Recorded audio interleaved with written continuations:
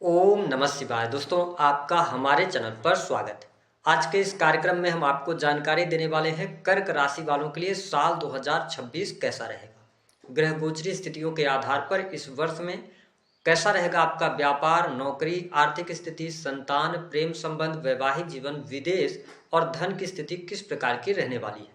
वह कौन सी 5 बड़ी घटनाएं हैं जो इस वर्ष में आपके जीवन में घटित होंगी, इस पर भी विस्तार से चर्चा करेंगे।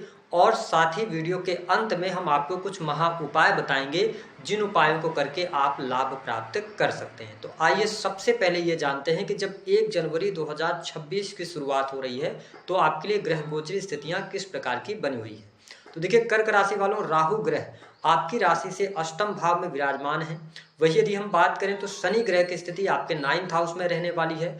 सूर्य, मंगल, शुक्र, बुध यानी कि चतुर्ग्रही योग आपके 6 हाउस में रहेगा। केतु आपके दूसरे भाव से गोचर करेंगे।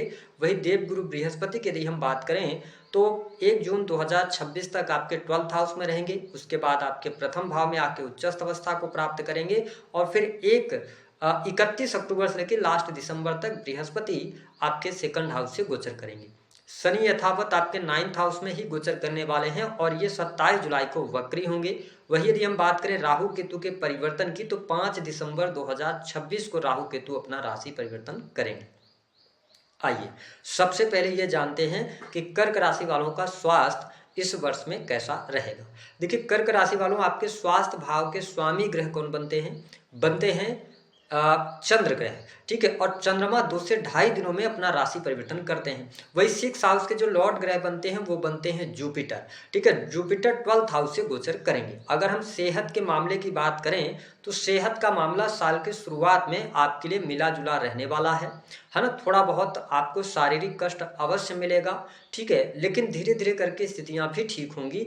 तो यानी कि साल 2026 की शुरुआत से लेकर जून तक आपका स्वास्थ्य सामान्य रहेगा। लेकिन अब यहाँ पे ये ध्यान रखने वाली बात होगी कि देवगुरु बृहस्पति आपके प्रथम भाव में जाएंगे जो कि आपके छठे के और भाग्य के स्वामी है। ठीक है, तो आपके लिए जून से और बेहतरीन स्थितियां आपके लिए बनेगी स्वास्थ्य के दृष्टिकोण से। लेकिन ठीक इसी समय आपको अपने खान पान पर नियंत्रण रखने की आवश्यकता होगी, अन्यथा पेट से जुड़ी हुई समस्या इस वर्ष में आपको परेशान कर सकती है। इस पर थोड़ा सा आप अगर ध्यान दे लेंगे तो बाकी चीजें आपके लिए बढ़िया हैं। अब देखिए, साल 2026 वैसे तो ठीक स्थिति में है, लेकिन राहु जब अष्टम भाव से गोचर कर रहे हैं तो ये आपको अनजाना फियर जरूर देंगे। ठीक है, किसी न किसी बात को लेकर आप टेंशन लेंगे, छोटी छोटी बातों को लेकर आप ओवर रिएक्ट करेंगे। ठीक है, इमोशनल हो जाएंगे, सैड हो जाएंगे और नजर लगने की समस्या इस वर्ष में आपको परेशान करेगी।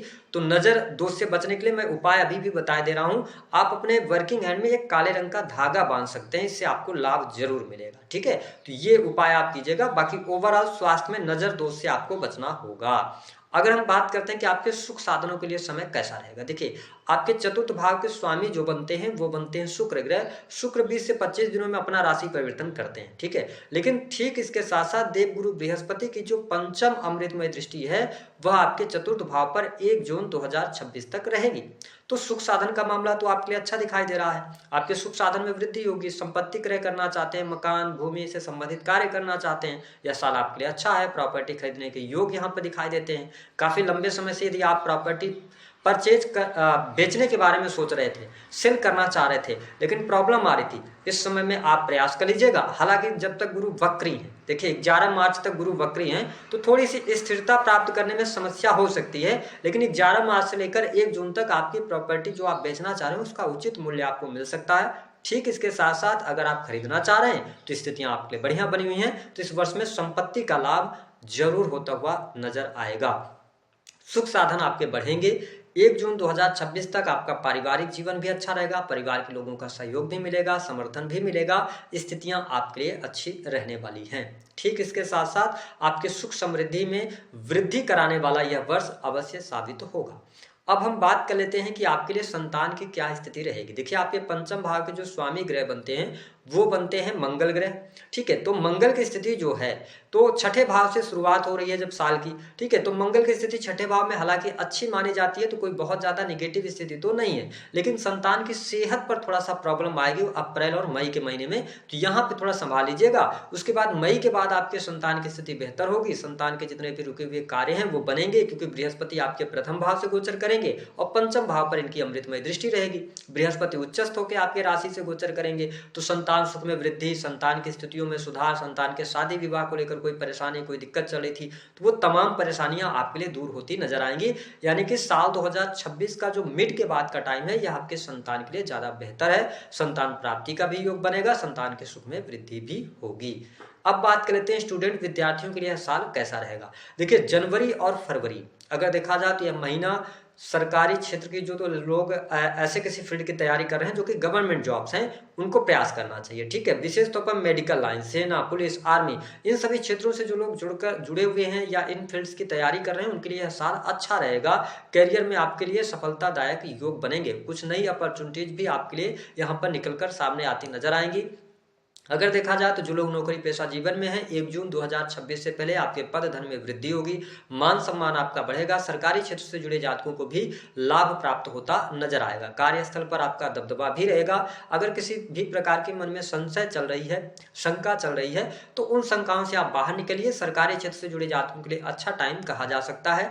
वही यदि हम बात करें तो भाग्य के स्वामी होकर जब बृहस्पति आपके प्रथम भाव से गोचर करेंगे तब भी स्थितियों को बहुत बेहतर बनाएंगे। तो जो लोग बैंकिंग सेक्टर के अंदर, फाइनेंस के सेक्टर के अंदर हैं या टीचिंग लाइन से जुड़े हुए हैं, ठीक है, जुडिशरी के फील्ड से जुड़े हैं, सेना, पुलिस, आर्मी, मेडिकल लाइन, तो इन सभी क्षेत्रों से अगर आप जुड़े हुए हैं, सरकारी क्षेत्र में कार्यरत हैं तो यह वर्ष आपके लिए अच्छा रहेगा।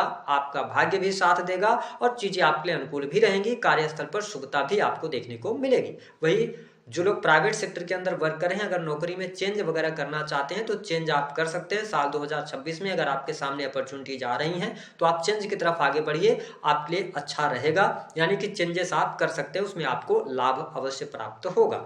अगर हम बात करते हैं नौकरी के साथ साथ जो लोग व्यवसाय कर रहे हैं, देखिए व्यवसायिक जीवन में भी अब आपको स्थिरता प्राप्त होनी शुरू हो जाएगी, क्योंकि न तो आप शनि की ढैया के प्रभाव में हैं और न ही शनि की 7.5 का प्रभाव है। तो ऐसी स्थिति में कार्य व्यवसाय से जुड़े जातकों के लिए भी अच्छा समय कहा जा सकता है, क्योंकि सप्तम के स्वामी होकर शनि जो हैं ये आपके 9th हाउस से गोचर करेंगे। तो जनवरी से लेकर जून तक आपके कार्य व्यवसाय में स्थिरता प्राप्त होगी। जुलाई तक यद्यपि हम कहें तो और 27 जुलाई के बाद से लेकर अक्टूबर लास्ट तक थोड़ा बड़े डिसीजंस नहीं लीजिएगा। इस समय अवधि के दौरान निवेश अगर आप कर रहे हैं, कहीं पर पैसा लगा रहे हैं तो थोड़ा समझदारी पूर्वक लगाइएगा।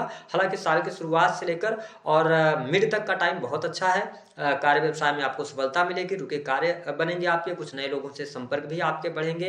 किसी भी फील्ड में आप अगर कार्यरत हैं या आप बिजनेस कर रहे हैं किसी भी फील्ड का, उसमें भी आपके लिए सफलता दिखाई देगी। लेकिन यहाँ पर मैं ये भी देख रहा हूँ कि बहुत सारे कर्क लग्न या कर्क राशि वालों के जीवन में यह वर्ष करियर में चेंजेस भी लेकर आ रहा है, यानी करियर में आप परिवर्तन कर सकते हैं, ये स्थिति दिखाई देगी। कार्य व्यवसाय ठीक है, लेकिन मैंने कहा कि इस साल आप अगर रिस्क लेंगे तो फिर आप दिक्कत में आएंगे। तो आपको कार्य व्यवसाय के अंदर कोई रिस्क नहीं लेना, क्योंकि जब राहु 8th हाउस से गोचर कर रहे हैं तो आप इजी मनी की तरफ भागेंगे। ठीक है, आप बहुत जल्दी पैसा बनाने की कोशिश करेंगे। तो इन सभी क्षेत्रों से आपको बचना है, क्योंकि केतु 2nd हाउस से गोचर कर रहे हैं, तिजोरी में छेद कर देते हैं। तो ध्यान रखिएगा, जो आपका संचित धन है ना, उसको अगर कहीं आप निवेश कर रहे हैं, इन्वेस्ट कर रहे हैं, तो बहुत सोच विचार करने के बाद आप निवेश कीजिएगा। मेरी तरफ से तो ये आपके लिए हम कहें कि सलाह रहेगी कि आप बहुत सोच समझ कर पैसा निवेश करें। ठीक है, अगर आप पैसे को अपने संभाल के रखें तो बहुत बढ़िया है, स्थितियां आपके लिए अच्छी रहेंगी। हालांकि आर्थिक तौर पे यह वर्ष आपके लिए अच्छा रहेगा, आर्थिक मजबूती यह वर्ष आपके लिए लेकर आ रहा है। पैसा आएगा, रुका हुआ पैसा आपको मिलेगा, डूब गया था कहीं पैसा, वहां पर प्रयास अगर आप करते हैं तो आपके लिए यहाँ पर अच्छी स्थिति बनेगी। जिन लोगों के जीवन में कर्ज की समस्या लगातार बनी हुई है तो कर्ज से भी बाहर निकलेंगे। हालांकि आपके ऊपर डिपेंड करता है कि आपने कितना कर्ज लिया है, लेकिन हाँ, कर्ज की समस्या धीरे धीरे करके दूर होगी, क्योंकि पैसा आएगा तो आप कर्ज को चुकाने में सफल भी रहने वाले हैं। लेकिन मैंने कहा कि धन फंसने की, अगर पिछले समय में कहीं धन फंसा हुआ था उसको प्रयास कीजिए निकालने का, तो आपके धन जो है ना वो निकलने के योग यहाँ पर बनते हुए नजर आएंगे। हालांकि कर्क लग्न और कर्क राशि वालों के लिए अगर देखा जाए तो आप विदेशी भूमि से जुड़े हुए हैं तो विदेशी भूमि से बहुत अच्छा लाभ मिलेगा। इंपोर्ट एक्सपोर्ट के कार्यों से लाभ मिलेगा। धर्म अध्यात्म के प्रति भी रुचि जागृत आप में होती नजर आएगी। अब आप देखेंगे जो लोग नई नौकरी की संभावनाओं के साथ आगे बढ़ रहे हैं उनके लिए अगर देखा जाए तो जनवरी से लेके 1 जून का टाइम बहुत अच्छा है। उसके बाद आप देखें कि 1 जून से लेके और 31 अक्टूबर तक थोड़ा संघर्ष रहेगा, लेकिन 31 अक्टूबर से लास्ट जून का टाइम नौकरी पेशा जीवन के लिए अच्छा रहेगा। और इसी समय अवधि के दौरान थोड़ा सा हम कहेंगे कि इस वर्ष में शत्रुओं से आप सावधान रहिएगा, अपने सीक्रेट्स को आपको रिवील नहीं करना है। बाकी अगर देखें तो यह वर्ष 2-3 खर्चे भी आपके बहुत तगड़े लेके आ रहा है। पहली बात तो आपके संतान की पढ़ाई लिखाई पर इस वर्ष में आप पैसा खर्च करेंगे, कुछ बड़ा अमाउंट आपका खर्च हो सकता है। दूसरा कि आप संपत्ति क्रय विक्रय के लिए भी यहाँ पर पैसा खर्च करते हुए नजर आएंगे। कोई धार्मिक कार्य के लिए भी पैसा खर्च करेंगे, धार्मिक कोई यात्रा करेंगे आप लगभग 1 जून के बाद, तो ये स्थिति बनेगी। तो मैं ये देख रहा हूँ कि इस वर्ष में पैसा तो आपके पास आएगा, लेकिन वो पैसा कहीं ना कहीं से आप निवेश करेंगे, खर्च करेंगे, ऐसी स्थितियां भी बनती हुई नजर आएंगी। यानी खर्च इस साल आपका ज्यादा रहने वाला है अगर आप कर्क लग्न या कर्क राशि के हैं।